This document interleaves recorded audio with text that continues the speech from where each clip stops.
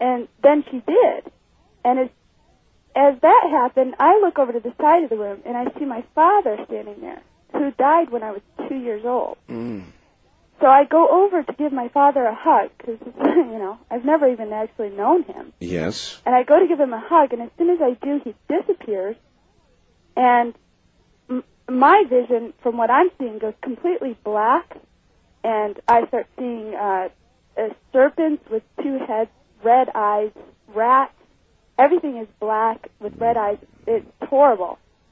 And then the next thing that I come to realize is the lights are on, and she's just panicked. She's like, mm-hmm. And I run to the bathroom because I can't even breathe. My heart hurts. My chest hurts. I have this burning sensation in my whole body. Yep. I can't even get a breath. How old are you now? I'm 25 now. 24 now. 25. Yeah. 24.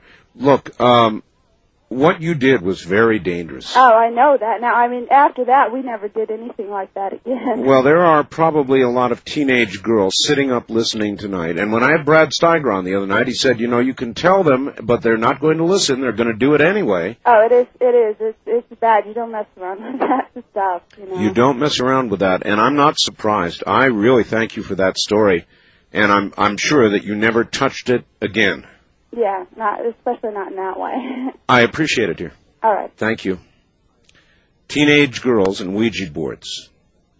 It's really a volatile combination.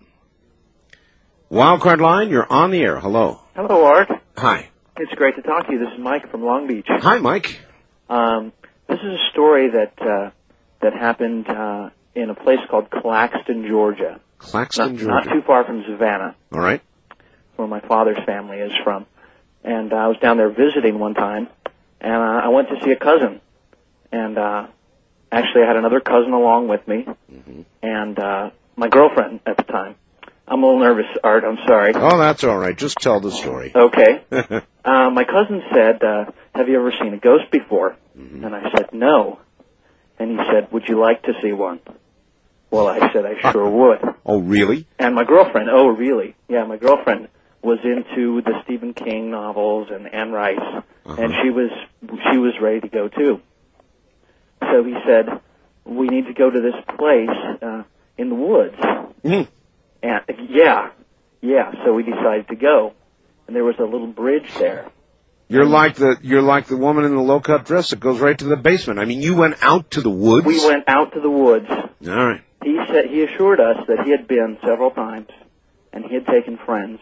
Yeah. He said everyone around Claxton knew about this story of a couple, a black couple, who had been overcome by a white mob, and the husband had been lynched. And he said if we go to this bridge that was near the site of the lynching, yes, and here's the tricky part, Art. We had to walk across the bridge with our heads down, as though we had been lynched. And we walked across the bridge, all the way across, and then we walked back to the center. And we looked up, and across the road, it was a little hill and a lot of trees.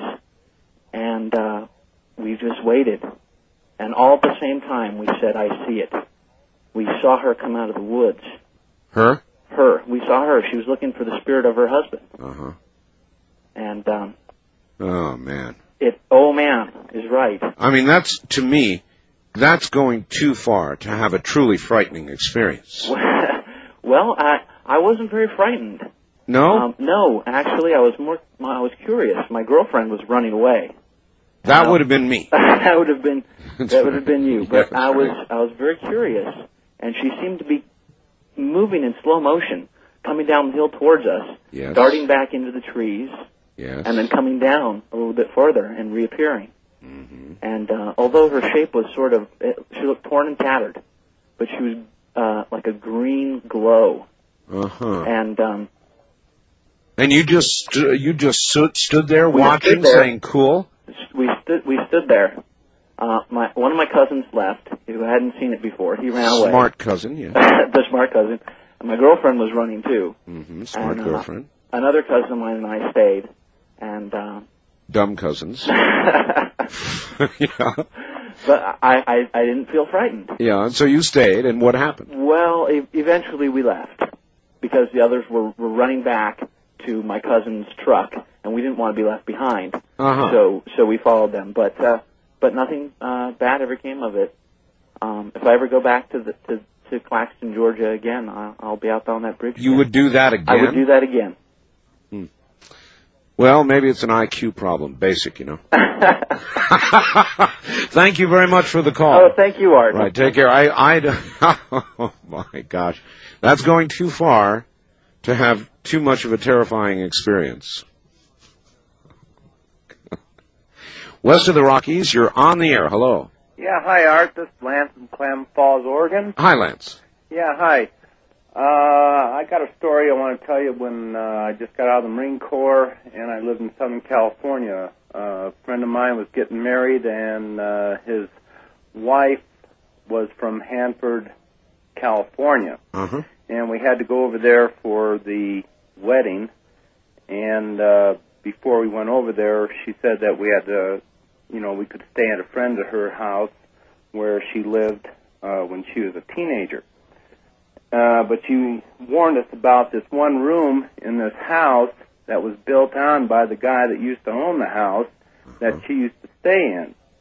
And she said that she woke up one night and there was this thunder and lightning going on in the house, and she got really scared, and she got up and she looked outside, and all she saw was a starry sky. So no clouds, no storm, no clouds, no nothing. Thunder and lightning inside the house. Yeah, she saw the flashes going through the windows, and so we kind of took this story like ho hum. Yeah, right, sir. And so me and my friend was in the back room there where she used to stay, and they had like a couch back there and kind of like a game room with a dartboard. Right. And we're standing there throwing darts, and we're talking about, what do you think, Jenny? You think she's had a little too much to drink or something during that night when she saw these clouds and this thunderstorm and stuff? And, yes. And we're kind of discussing it, and we just got through throwing darts, all 6 of them in the dartboard. My friend went to pull one dart out, and it popped out of the dartboard. And he goes, oh, no. And then, like he didn't get the points or something for the darts. And then he went to pull another dart out, and it fell down to the ground. You mean before he pulled it? Yeah, before he even touched it. He went to reach for it, and this happened all 3 times. All right. So after that, we stood back, and we looked at my 3 darts, and each one of them, one by one, fell down to the ground. And we just went, oh, right. Whoa. Oh, whatever. Yeah, yes. So we went in, we ran, and we told everybody, and they said a weird thing also happened in that house where they had their speakers set up in this house, and they're sitting there listening to the stereo, and all the speaker wires started flying off the wall and unplugged the speakers. Oh, that's bad. Yeah. Very bad. That's even worse than the darts. Yeah, well, the wedding ended up pretty good, but the marriage didn't turn out too good. The marriage...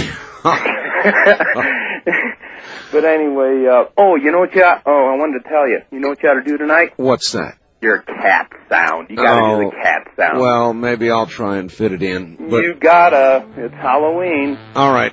All right, nice talking to you, Art. And to you, sir. Have a good one.